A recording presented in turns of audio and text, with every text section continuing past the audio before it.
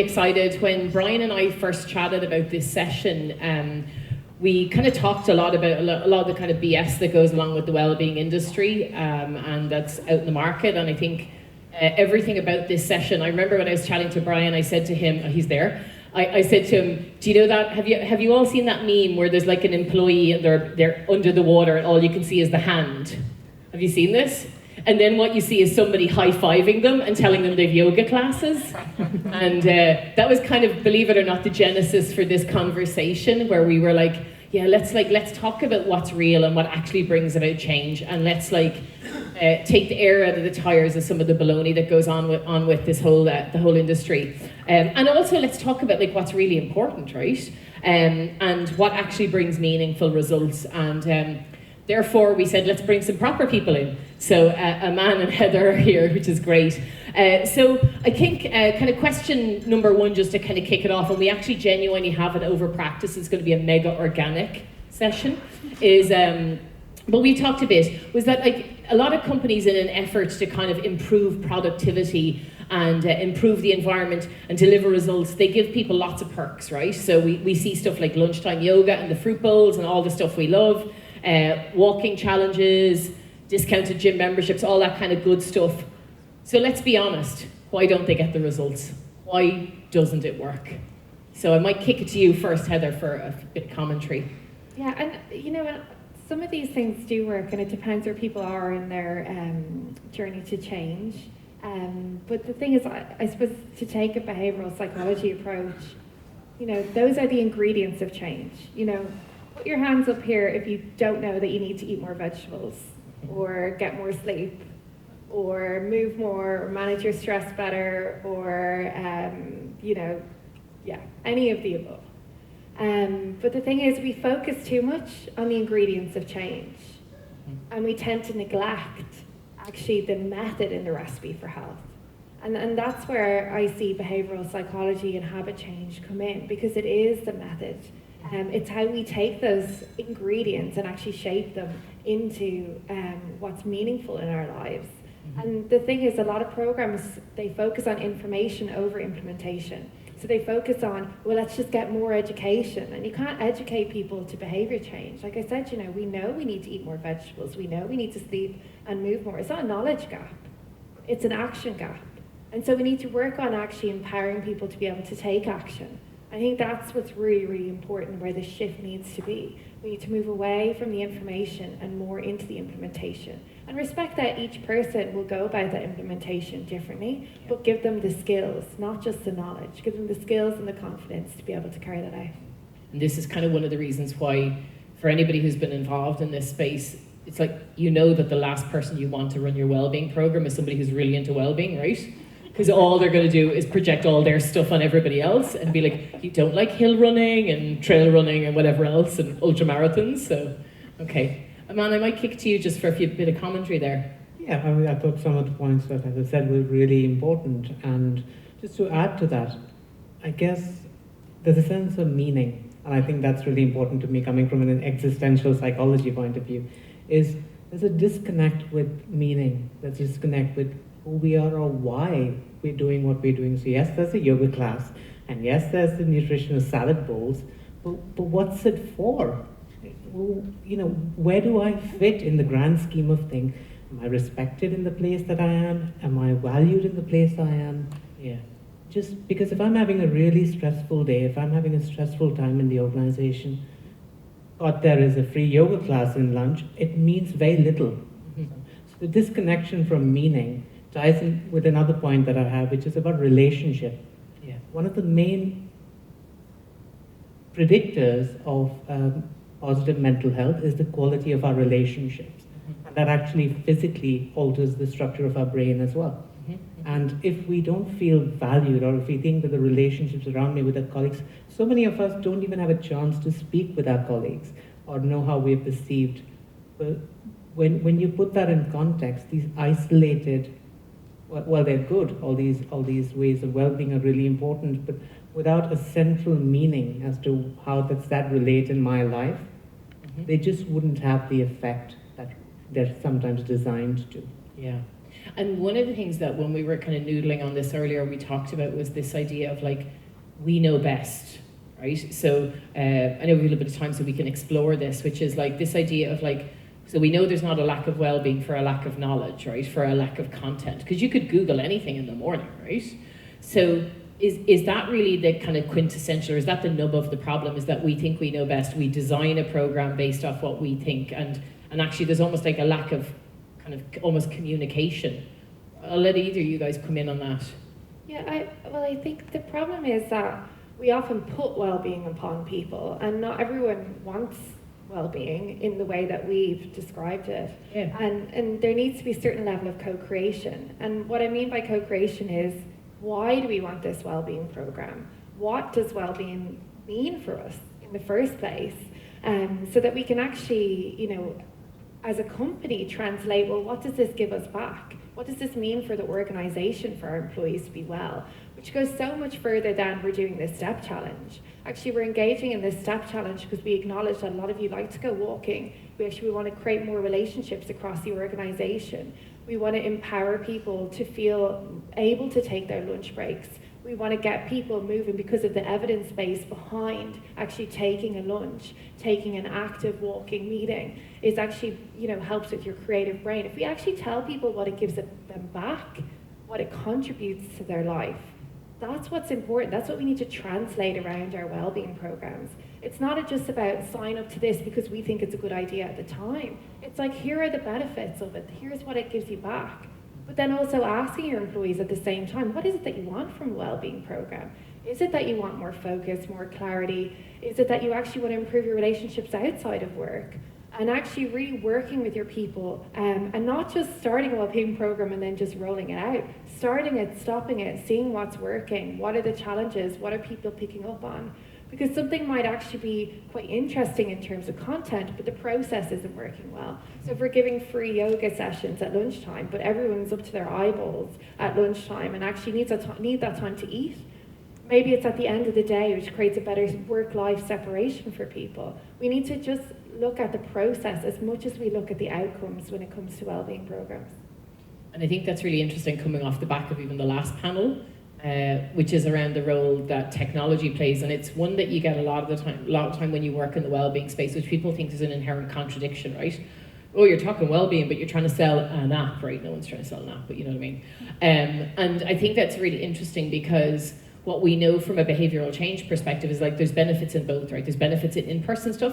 There's benefits in the anonymity, in the kind of distributed access to stuff that there comes through technology. And I suppose I just kind of wanted to call it out, I suppose, with the panel here. And I mean, I know, Aman, you guys have that with Spectrum as well, which is like, don't assume just because something is technology based that it's negative, right? From a health and well-being perspective. And the second thing is that we've actually seen this is that, well, certainly from an analytics perspective, is that sometimes people will access stuff that they won't talk to people about.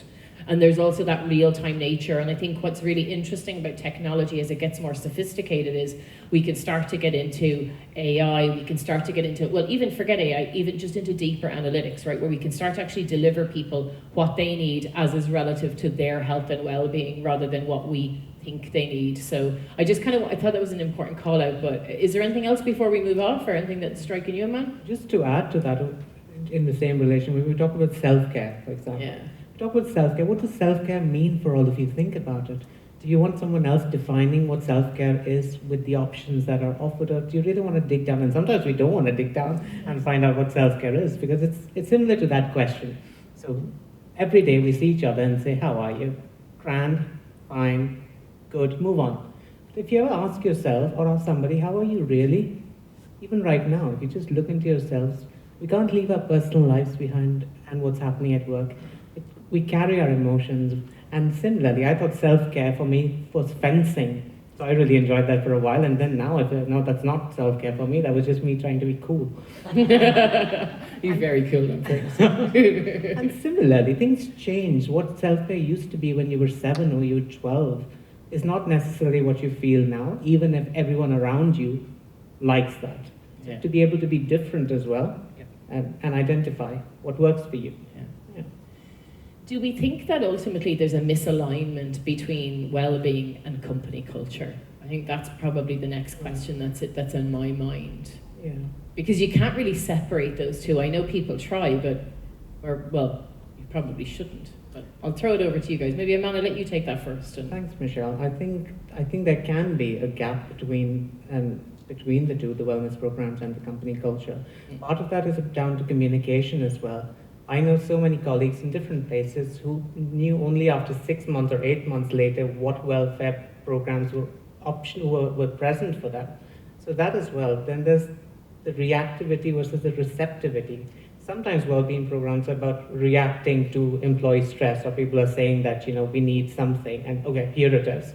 As opposed to actually being receptive to it, to say, what works for you? Because I'm curious about other people. I don't want to impose what the company feels you should have. We want to know what you really want.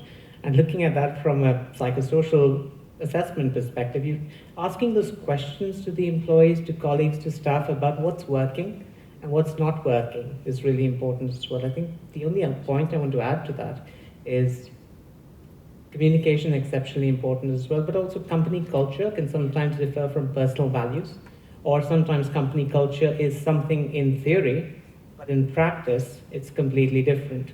And those would also contribute to the misalignment, and unfortunately leading to frustration rather than the genuine benefit of what the welfare programs were being offered for. Nice. And I think that that really hits home, right? So I mean, I've certainly worked in places where there's a ton of well-being programs and all this kind of cool stuff, but actually, you might have a manager and you don't have a good relationship, or every time you go to use your computer it doesn't work properly, or your tools don't work, or and there is that part, right? That real well-being is holistic well-being. We've got to think about, is the company well as are the people well? And then there's the marriage between the two, which is the output, which is the performance, right? Heather, sorry, I don't want to steal your time there. No, I actually really agree with what you say. And in a way, we need to take a strategic approach to well-being. And there's so many other elements of our business where we take a long-term approach, but with well-being we're like, well, we'll throw this on for January, or we're seeing that a few people are leaving, or we're dealing with absenteeism, let's throw a few webinars at someone for the time being until we can patch this over. And the thing is, we need to step back and actually commit to our well-being programs and look at them and take a strategic and a long-term approach, and look at, well, what other areas in the business did we actually step back and take a long-term approach, and what were the short-term sacrifices we had to make for the ultimate long-term gains. We need to take the exact same approach when it comes to well-being, and look at exactly what you said, Michelle, look at iterating as we go so that we can really understand and customize, because the frustrating thing is that there is no one-size-fits-all. So we do have to offer multiple different choices, just like we would at the lunchtime buffet, We need to offer people a buffet of choices and then see what's working for people, when and how and why. And that's a key part that's often missing from wellbeing programs. It's actually getting back in touch with people, and in particular those that aren't showing up. And not in a way to shame them, but to bring a curiosity to understand, well, why isn't it for them? Is it the stage that they're at in life right now? Or is it something else? Is it a conversation they need to have with their line manager? Is it a higher up issue? And really understanding those that don't present can really help go a long way to actually making a more inclusive wellbeing program. Fascinating. So I'm always kind of in the world of the practical, right? And so I think that most people, if I said to the average person here, when you're designing your wellbeing program, do you think about behavioural change? I mean, when you think about any program, do you think about behavioural change, not even just well-being? And I think most of us don't, right? We kind of go on autopilot. Because we ourselves, right, we're all struggling with behavioural change, right? So we're all here at the Aviva, it's great, having a great day, enjoying the sandwiches, and the speakers, obviously. And then what happens is, we go back tomorrow.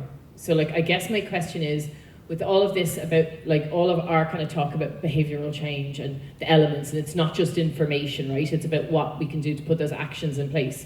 So come Monday, what are we all supposed to do? What do we practically take back? What can be different? Or will it just be more yoga classes, fruit at the canteen, and a step challenge to China?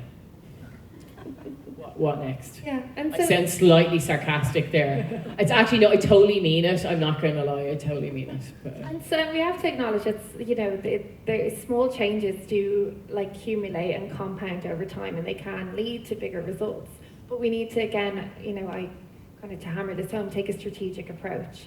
And so we need to look at all of aspects of our well-being program. And from the behavioral psychology research, one of the key elements that's really effective at creating long-term change and motivating people to engage for long-term is a theory called self-determination theory. And what they promote is autonomy, so flexibility, allowing employees to have a certain level of ownership in a program, even allowing for flexible work conditions, offering an emergency exit. No one has to do well-being, that people change at different rates, and allowing people to adopt and come in at different rates. We need to look at competence. So we need to look at, actually, are we offering things at a level that are going to be accessible for people? So if we've got a lunchtime run club, do we also offer a walking part of that? Do we offer 10 minutes of running? How do we scale things for people at multiple levels of need? And also, we look at reducing friction to wellness. And what I mean by that is making the healthier choice the easier choice, but not using it as a way to force people into well-being change. So, that there's a biscuit jar, but there's also the fruit bowl as well. So that it's not just kind of one or the other. Yeah, people have that choice. And the final piece, which speaks to what Aman said, is about relatedness. To understand that we're part of a working community and that we all want to support one another. And programs that are designed for relatedness, designed for that level of support, and are aligned in the same intrinsic motivations, coming back to what actually are you going to get back from this? What does it contribute to your life? Helping people understand that, both as an individual, in groups, and as an organisation, can really go a long way to creating long-term change. Nice. Do you even want to follow that? I'll give it a try. And some of the things which I might add to the very valuable things that Heather's already said would be, they might not sound as practical, but trust me, they are practical. So have a little bit of curiosity in yourself and the people that you work with. Prioritize people. Life is hard, and I don't mean to be pessimistic, but it is hard. It is beautiful in many ways, but it's not. What's going on for somebody else in their own lives, we have no idea. And all of you and everyone here as well is absolutely unique in themselves. I mean, there'll never ever be another you in the history of eternity, right? Exactly. and if we can offer kindness, empathy, non-judgment, actually listening to people, prioritizing other people, knowing that we have our own inner world, we have our thoughts, our feelings, our worries, our prejudices, but so does everybody else. Mm-hmm. And instead of making assumptions and projections onto other people, instead of being curious, being kind, and in a safe way, like the Johari window, I don't know, some of you might be familiar with that, allowing for feedback to come to you, but also sharing with other people how you feel, what's going on for you. So the next time you ask somebody, how are you? Why not actually give a real answer to what's going on for you? I suppose that would be something. If you want more practical in terms of management, you can always have a psychosocial assessment done to how's the feedback in the company, how are people feeling. You can have people share their stories, become diplomats and ambassadors in the company to share their mental health journeys with others. And these are really practical ways of opening up conversation, which unfortunately we still don't have. Yeah.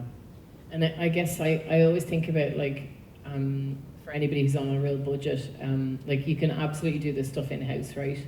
This doesn't need to be a big spend, but I mean, the starting point for me always is, like, it kind of sounds really basic, maybe it's the accountant to me, but like, it's like audit, right? It's like, actually understand where things are at right now, and then again, really simply, these are sound like really obvious things, right? But it's like, what is it you actually want to do? What are you trying to achieve? What is your actual culture? What really genuinely matters to your organization? And then start to audit, right? Does what we do actually match that? Like, that just sounds like such a stupid thing to say to a group of really intelligent people, but I can guarantee even at my company that happens. Like, so we see that, right? We'll say, oh, we want people to have great well-being. Really good point there in terms of, like, sorry to interrupt. No, it's okay. what is enough wellness? I think we have to know what is enough, because we can't, just keep going up and up. We have to say what is enough for our organisation, what will, and like wellness means different things to different people, but 100%. I think absolutely what you say is vital, that we audit it, but know that it doesn't have to be that we keep pushing More. for well-being. It doesn't need to be more, and that's exactly where my mind goes to, is like bring it back to the basics, because I think most of us know, right? Like how many people when they're starting and they're thinking about their well-being program think about actually what is the state of like our management and our communication, and do our people know what their jobs are, and like are people working crazy hours, and like start with the basic stuff. Like it's basics, but it's basic for a reason, right? And like an honest to God audit of that, and like do our processes match up with this stuff? Like I remember working at a really big company, and people would talk to me all the time about how important well-being was, and then you'd travel for work and you had such a terrible, it was always a really terrible experience, right? And then you'd come home and you'd be sitting trying to get through the process, the what's it called, like the expenses and all that. Mother of God, like I used to sit there and go, it's not even worth the money. I'd be like, just, it's grand, I'll pay for it myself, right? So like there's that intrinsic part, right, where our processes and our structures and our ways of working actually have a direct opposite effect. And I'd nearly be like, look, I don't care, like yoga is lovely, I love fruit as much as the next person, but you know what, just make managing my expenses a bit better. So the reason I say that to you is that like, just go back, it doesn't have to be some mad big like arduous audit. Because most of this stuff, if you listen to your intuition and your gut, you kind of know it. You know the bits that are broken already. And don't paper over those, fix those, would be kind of where I always start. And then the second thing is like, have some measures as to what really matters about well-being. Because the amount of times people will say to me, it's about like the number of people who go to classes or the number of people who come to a talk. But I think every one of you, without being a doctor like these two, you know that that's not actually a measure of well-being, right? That's a measure of attendance or whatever. But so I think like they're the better questions. Like I think that's the way it is for most things in business, right? It's like when somebody says something really obvious, you're like, yeah, because you already know this stuff. So just lean into what you know. I'm supposed to look at the iPad and see if there's any questions. Sorry. I just add one point while you're doing that. Take the time efficiently if I can. Just from the point of view, sometimes when we tackle wellness and we really look into what's going on, sometimes things are going to feel worse before they get better. Because we're going to start talking about things that no one's talking about. So just being able to tolerate that in employees and with workers, just to say, do you know what, it's been tough and I am stressed out, rather than putting it back to them and say, well, take the yoga class, why aren't you doing this? But to know that before things get better, when you open up everything that you're trying to hide inside, safely, you don't have to deconstruct yourself in one day, right? But to know that when you unpack and look at yourself and see your reflection literally and metaphorically, you'll find something that you never knew was there. And that's quite powerful. Amazing. Well, on that bombshell, I think we're going to finish. Brilliant. Thanks, everybody. Take care.